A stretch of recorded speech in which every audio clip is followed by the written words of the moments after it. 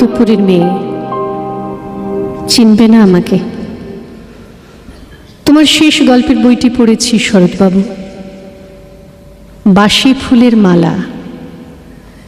তোমার নায়িকা এলোকেশীর মরণদশা ধরেছিল ৩৫ বছর বয়সে। ২৫ বছর বয়সের সঙ্গে ছিল তার রেশারেশি। দেখলেন তুমি মহোদাশয় বটে, জিতিয়ে দিলে তাকে।